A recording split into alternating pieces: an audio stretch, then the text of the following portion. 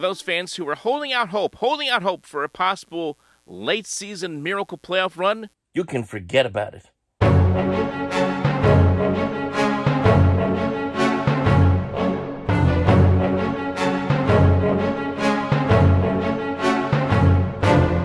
So it's officially official, folks. Not that it wasn't already official as it was. We've been in this know for many weeks now with regards to the New York Giants and both the New York Giants and Jets for that matter. But it is officially official as the Jets and Giants both eliminated from the playoffs on the same day, officially, mathematically out of it. The Jets falling 30-0 to the Miami Dolphins. The Giants losing to the Saints 24-6. We'll focus on the Jets first, then we'll do the Giants as well. For the New York Jets, this is now 13 straight years without making the playoffs. 13 straight years without making it to the postseason. That is the longest stretch and drought of not getting to the postseason of any team in the four major sports in the United States of America. The New York Jets are now the Cleveland Browns. Congratulations. 13 straight years of not making a postseason. Only the Buffalo Sabres, right behind them at 12 seasons, the Detroit Tigers and LA Angels of Anaheim at 9 seasons apiece, are just as bad as the Jets are, maybe not as bad as they are, but just as bad. The New York Jets have the longest drought of anybody in America. And Sunday's game against the Miami Dolphins was a complete and total whitewash.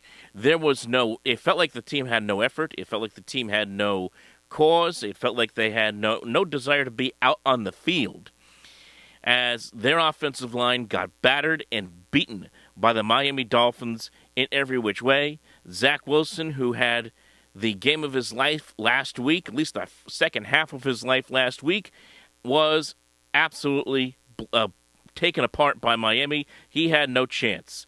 It says officially in the stat line only 2 sacks, but let's be honest with you, he was under siege all day. He had 12 pressures. He was knocked around and battered and beaten by this Miami Dolphins defense to the point where he had to leave this game with a concussion. And oddly enough, the Jets initially reported it as dehydration. Why do the Jets always seem to get injuries wrong, the initial diagnosis of injuries wrong?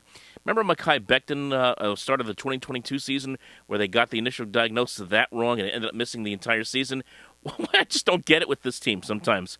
But initially reported dehydration, turns into a head injury, then obviously becomes a concussion as he leaves the ball game, an ineffective performance as he just was totally under siege. Again, 4 sacks. I have to correct myself. 4 sacks.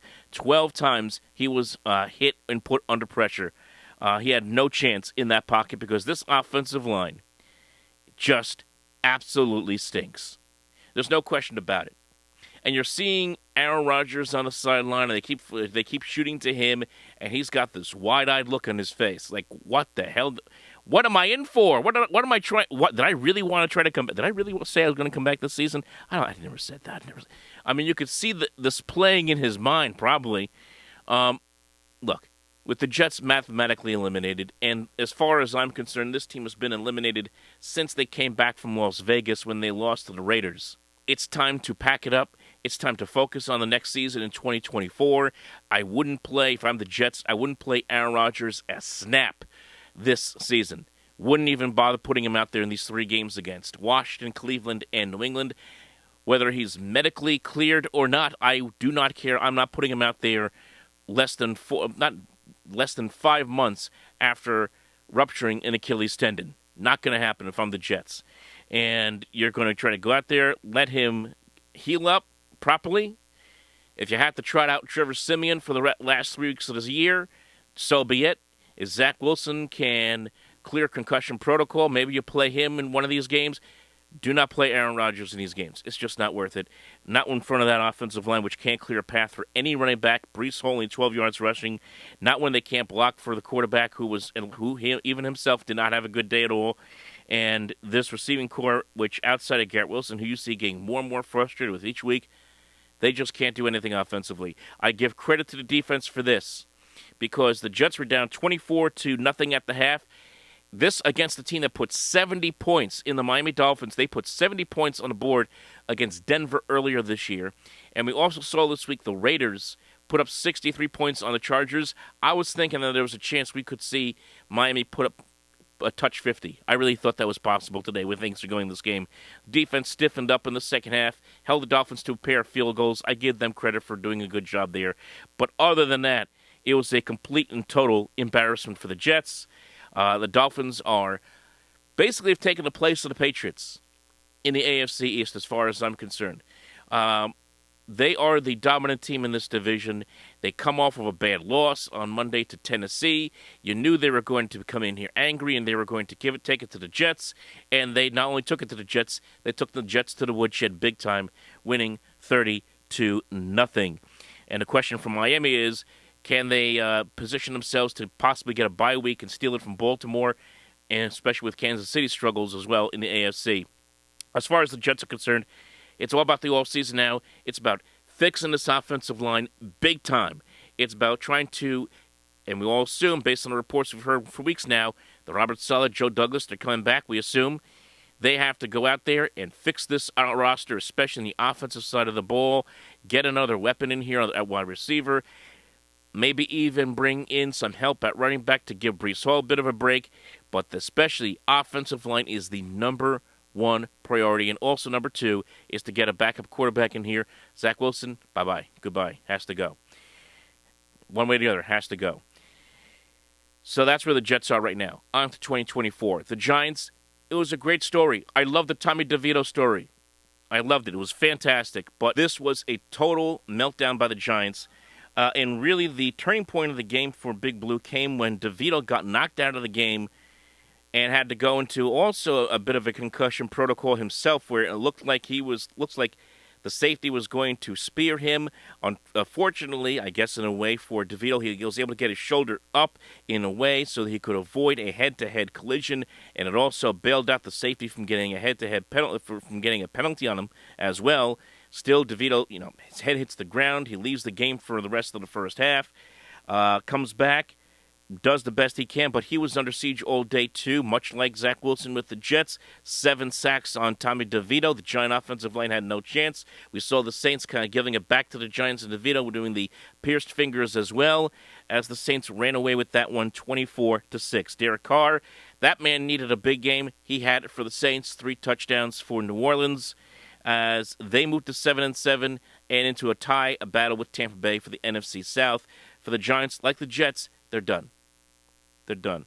I know we've been holding out hope here, folks, thinking that, hey, maybe there'll be a miracle.